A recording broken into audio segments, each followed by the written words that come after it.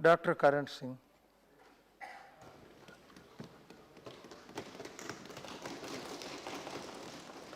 Thank you. Mr. Deputy Chairman, sir, I have been listening with rapt attention to the speeches that have been made, beginning with the effective intervention of the LOP and all the other leaders. And one thing is very clear.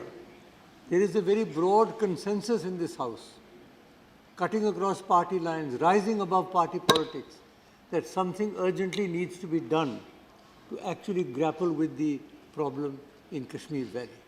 And there is also a great deal of sympathy for what is happening there. One thing is quite clear, sir. Since we last debated this in the House here on the 18th of July, the situation has deteriorated. We were hoping that within 8 or 10 days it would pass off, but what has happened is more and more people have died. The death toll is now over 60. 150, 200 people have been blinded apparently, and thousands have been injured. Let me start by saying that I agree with my friends here. Those pellet guns have got to be banned. Just stop those pellet guns. They've become a symbol of an extremely negative situation. Some alternative must be found. The committee may take, Rajnath ji, it may take another month before you get the committee report. But surely before that, you can take some initiative and just stop those guns, because they are really creating terrible turmoil, and young people particularly, who may not be even actually involved, they are also getting caught. Now, what has happened in this 32 days of curfew, there's been a breakdown of civil administration. Essential services are broken down, the medical systems are broken down, educational systems are broken down, the schools and colleges are all closed, and there's a massive humanitarian problem. I think before we get onto the politics, let us understand the dimensions of the humanitarian problem that faces us in Jammu and Kashmir. And he's right, not from now, for the last 25 years, ever since this ill-conceived insurgency or whatever you want to call it began in 1989, how many tens of thousands of people have lost their lives? How many widows are there who are wailing? How many children there are who are orphaned? How many kabristan ban gaye hain gaon mein? This has happened to this because of this unfortunate resort to militancy, and also because of certain mistakes made by this side also. Now, it's essential, sir, that law and order must be restored. You must have a proper civil administration there. I understand even the secretariats are not functioning properly. People's lives are being disrupted. And this is a basic responsibility of the state government. Because law and order is a state subject. The government of India can and must help whenever necessary. But basically, the state government has got to be more active and more effective in running the administration. And that, unfortunately, has not happened. In the last 30 days, the state government has not come out with any particular initiative or any particular action. And the impression is going around that the government virtually is disappearing or is not active. And that is a very, very wrong impression to have. Because once a society starts unraveling, then you never know where it will stop. So I today want to, with your permission, last time I spoke from the heart. Today I want to speak from the heart and the head also. I want to place before this Honourable House some factors which perhaps may not be fully known and may be a little uncomfortable, but whatever I will say are based upon fact. First thing is, we have to introspect. Why is it that thousands and thousands of young people are embarked on a path that can only bring death and destruction to themselves and their loved ones? Why is this happening? Why is it that this is spread not only in the towns where it used to be concentrated, but in the rural areas? Why is it that boys barely into their teens are coming out of their houses and facing these fires? What has happened? Why is the psyche of Kashmir so deeply hurt and deeply mortified that they are prepared to take this path? We know that they are being motivated. We know where they're being motivated from. We know where these Facebook, internet campaigns are going. We know where finances also come to some extent. We know where arms come from. We know all of that. But that has happened for many years. Why now suddenly has the situation blown sky high? I think we've got to introspect very carefully and see what it is. Because apart from fighting the fire that is raising now, please remember, Jammu and Kashmir is an extremely complex and complicated affair. There is no magic bullet that will solve it overnight. Everybody wants a solution. I've been involved in it ever since it started, even before partition. And I know that there is no simple solution. But that does not mean that we can sit back and say, no, no, this has to go. We have got to put our heads together and see what sort of consensus we will take. Now let me take 2 or 3 things. First of all, we insist Jammu and Kashmir is an internal affair. Okay, it is an internal affair, I agree, obviously. But let us not forget that 50% of the original state of Jammu and Kashmir is not under our control. The state of Jammu and Kashmir, for which my father signed the instrument of accession, was 84,000 square miles. Today we have hardly 42,000 square miles are in our control. 42,000 square miles are not under our control now. And that not only is it in Pakistan, we understand that vast swaths of land have been either leased or in some way alienated to China. So when we say we won't speak to Pakistan, does it mean that we have legitimized that? Does it mean that we've accepted that? यहाँ कहते हम नहीं बात करेंगे, we won't talk. आप नहीं बात करेंगे तो इसका ये अर्थ निकला कि आपने मान लिया, जो उन्होंने दबा लिया वो मान लिया आपने. इसलिए ये कहना कि हम बात नहीं करेंगे, this is not a mature response. I quoted last time Mao Zedong's dictum, ta, ta, tan, tan, fight, fight, talk, talk. You've got to keep the dialogue going. I agree, it's very frustrating. It will take a long time. But you cannot say, I will not talk, because it is in our own interest to talk.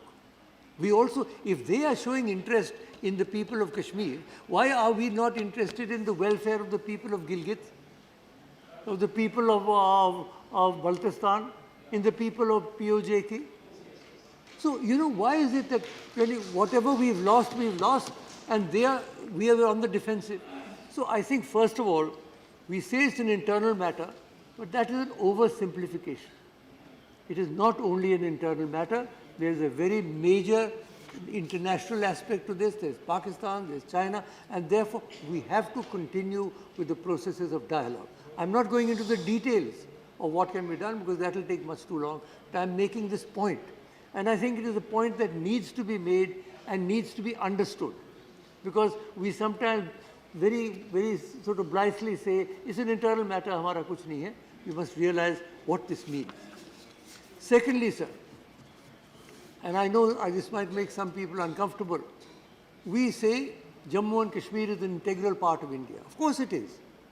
The day my father signed the instrument of accession, it became an integral part of India. There's no doubt about it.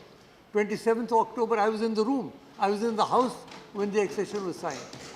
However, please remember something more. My father acceded for 3 subjects: defense, communications, and foreign affairs.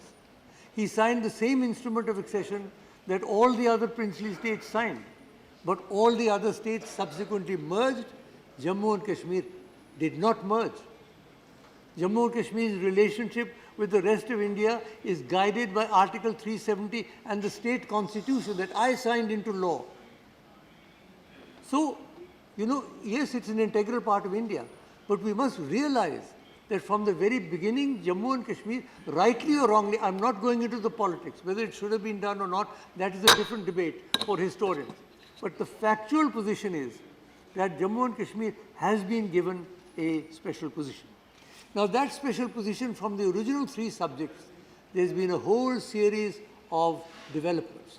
Some may call them positive developments of integration. Other people may say, as Yechuriji said, negative developments of reducing autonomy. That is a question of which way you look at it. But the fact of the matter is There was the political agreement in 1952, not 53, the 52, Sheikh Abdullah Jawaharlal agreement. There was the adoption of the state constitution. In 1957, 26 January, I signed that constitution.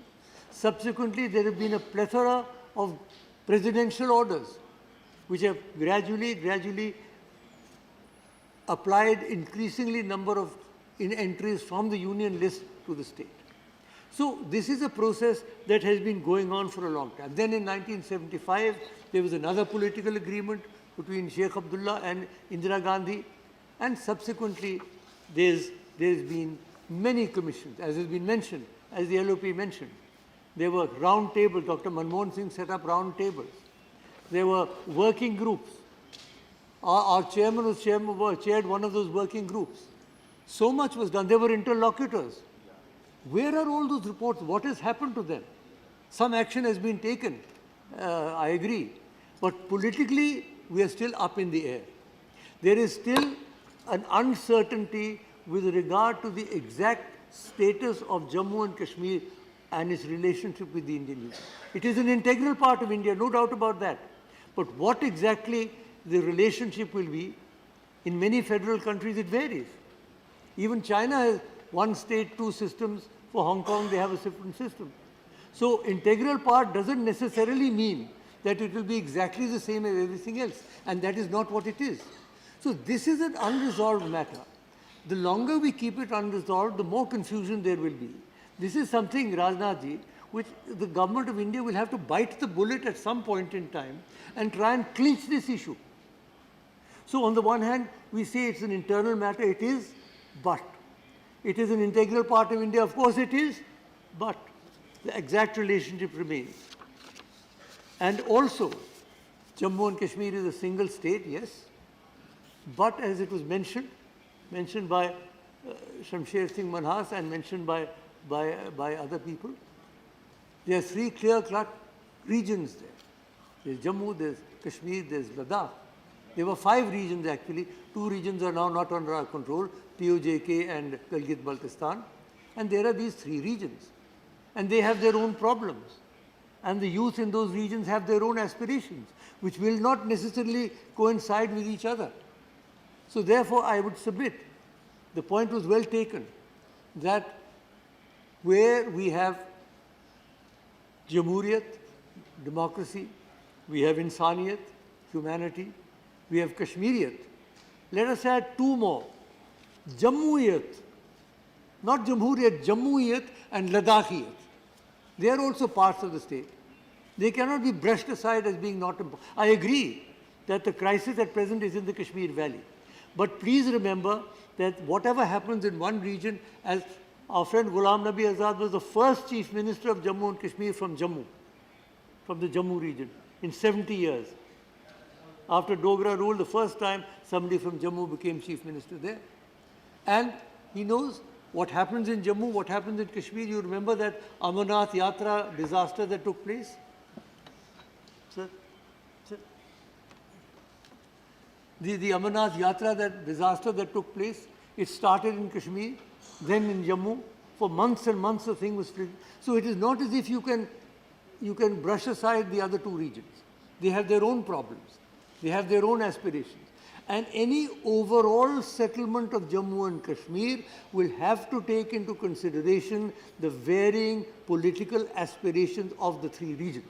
I'm just leaving it at that. I don't want to spell it out further. But this is something, because Gajendra Gadkar Commission we set up in 1967 for redressing regional imbalances. Chief Justice of India, brilliant man. In 77, Sikri Commission, another Chief Justice of India. So many commissions have set up. But still the matter is still unclear. So why I am making all these points is not in order to score any political points, but simply to submit to this Honorable House, through you, sir, that there are these many dimensions of the problems in Jammu and Kashmir. There is the humanitarian dimension, there is the internal, external dimension, there is the dimension of the special position of Jammu and Kashmir, and there is the dimension of the regional imbalances and regional problems in Jammu and Kashmir. So when we now are determined, Rajnath ji, to now address the problem in an integrated fashion, we have to keep in mind these various dimensions. That is really what I wanted today to put before the House, because I think perhaps I'm in a position, better position perhaps than most, to be able to be quite clear with regard to these various factors. Yes, sir, economic development is very important. There's no doubt about it. The Prime Minister talks about Vikas, development, and as has been mentioned, AIMS is there, IITs are there, IIMs are there, central universities are there, and these are all very, very welcome. Employment, tourism, handicrafts, horticulture, so much can be done in the valley. But it is not only an economic problem. It is a political problem also. This has got to be accepted. Please remember that. If you look upon it only as an economic problem, giving this package and so many thousand, you can do it. You should do it. We have to do it. But that is not going to solve the problem. It is a political problem. It is a complex political problem. And today we are facing a situation where there's widespread alienation among the people of the valley. Young people, intellectuals, everybody seems to be going through some kind of an inner torture. So, sir, we have got to put our heads together, we've got to put our hearts together, and we've got to do something concrete. An all-party delegation is a good idea, but I would submit, sir, let us not go there in a hurry. Let you not go there in a hurry. You have to do some groundwork before you go. अगर आप सिर्फ जाएं वहाँ और महबूबा जी और उनके मंत्रियों से और चीफ सेक्रेटरी से मिल के वापस आ जाएं, उसका कोई लाभ नहीं होगा. You have to do a lot of groundwork. When you go, you should be able to meet a wide spectrum of people. That work has to be done. But I would suggest to the government that what is now needed is an empowered group that can take decisions, not only make recommendations, take everybody's views, but then some decisions have to be taken. Because Dr. Manmohan Singh ji, during his tenure, with all those excellent round tables that he set up, there's a whole plethora of excellent advices, but not only on development, also on politics. So it's a political problem, it's an economic problem, it's a humanitarian problem. And sir, I would close by saying that this is not only a Kashmiri tragedy, it is a national tragedy. What is happening in Kashmir today, I remember just the day before that event, Srinagar was packed. You could not get a single room. Khacha khach bhara hua tha. The boulevard was packed, the Mughal gardens were packed. It seemed as if everything was going finely. And then suddenly this event happened and the whole situation has deteriorated. We cannot allow it to deteriorate. We've got to stop the deterioration. We've got to get together and we must get out of the negative spiral in which the valley is caught. And for this, I'm sure all of us will be prepared to support the government in any positive step. The LOP has also said, everybody else has said, we are prepared to cooperate. But then something concrete needs to be done this time so that we can douse the fire that is devouring the most beautiful valley in the world. And I will close, sir. Tripathi ji quoted Urdu. I will close with a Sanskrit verse from the Vedas, which exhorts us. Let us think together, let us work together, let us achieve together, let there be no hatred between us. Sahana vavatu, sahanau bhunaktu, sahaviryam karvavahe, tejasvina vaditamastu, ma viddishavahe. Thank you. Thank you, sir. Thank you. Thank you very much for the enlightening talk.